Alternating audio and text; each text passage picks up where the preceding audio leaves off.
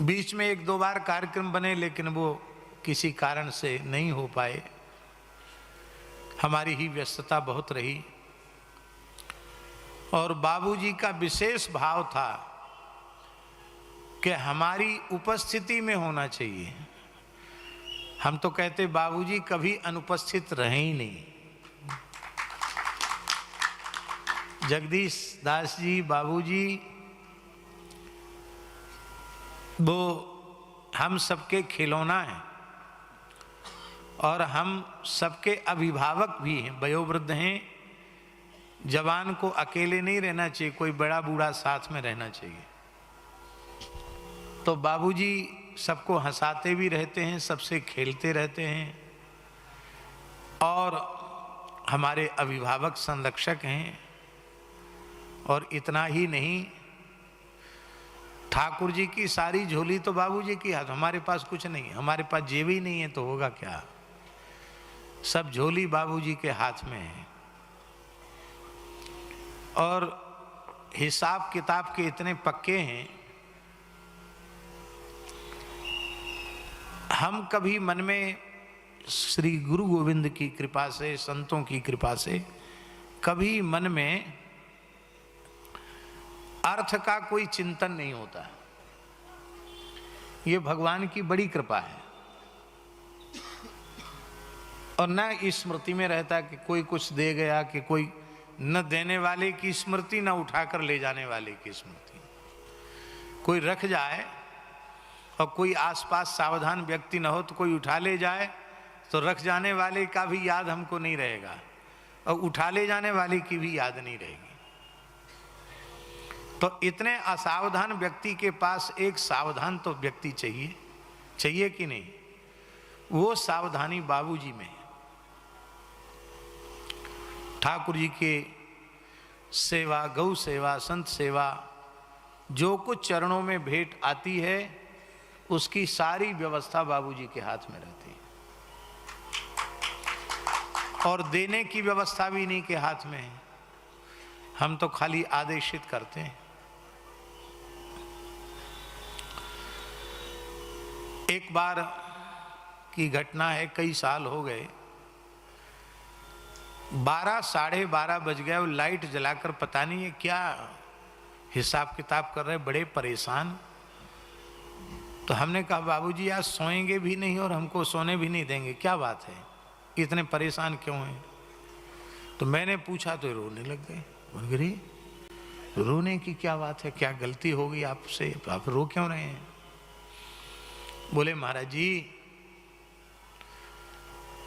झोली के हिसाब में 100 रुपए में पता नहीं गड़बड़ी हो रही है। अरे 100 रुपए के लिए रो रहे हैं। बोले नहीं, हम 100 रुपए के लिए नहीं रो रहे हैं, आपके चरणों में कोई 1 रुपए भी चढ़ाता है इसलिए कि ये बहुत अच्छे काम में लगेगा और आपने ये सेवा मुझे सौंपी, मैं और कुछ कर नहीं सकता, बूढ़ा आदमी हूं, 22 से हूं तो हिसाब किताब लिख सकता हूं। और ये हमारी सेवा में क्या कमी आई, कैसे चला गया 100 रुपया, आप तो कभी छूते नहीं। मैंने इनको कहा कि आप अनुपस्थित थे, एक ब्रजवासी कोई आए थे, उनको मैंने इसमें से उठा 100 रुपया दिया था। तो हमसे बोले तो महाराज जी फिर हमको बोल दिया करिए, उठा के दे तो बोल दिया करिए। ये सुनने कहने में बहुत सामान्य सी बात है, लेकिन ये कितनी विशेष बात है। इसीलिए पूज्य श्री रमन रीति वाले महाराज जी भी बहुत प्रसन्न रहते हैं। पूज्य गोरीलाल कुंज वाले महाराज जी भी बाबूजी पर बहुत प्रसन्न रहते हैं। और आज बाबूजी के प्रेम से ही खिंच करके सब लोग आए हैं। हमारे अशोक विदासरिया जी सपत्नीक पधारे हैं इंदौर से, जबकि शारीरिक रूप से कुछ समय से अस्वस्थ थे। सुनील जी अपनी माता जी को और गृहलक्ष्मी जी को लेकर के बेंगलोर से पधारे हैं। काबरा जी तो यहाँ आने ही हैं, काबरा जी को तो पहले से ही आना था यहाँ। अनिल जी दिल्ली से आए हैं, बिना माता जी को लेके आए हैं। और कैलाश जी सूरत से आए हैं। और बहुत से लोगों के नाम हम नहीं ले पा रहे हैं। बहुत से प्रेमी आए हैं। झा जी आए हैं, पतंजलि वाली माता जी आई हैं। ये सबके सब केवल बाबूजी के आग्रह से ही आए हैं।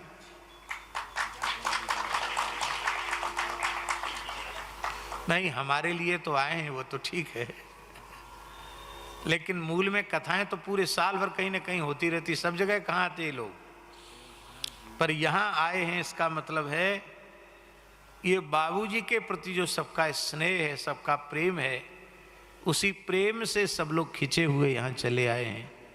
अभी और भी बहुत से लोग आने वाले हैं। सुभद्रा जी भी आने वाली हैं, और मुंबई वाले रश्मि भाई जी भी आने वाले हैं। तमाम लोग आने वाले हैं, सूरत से भी आने वाले हैं। तो ये बाबूजी का प्रेम जिसने सबको यहाँ खींचा,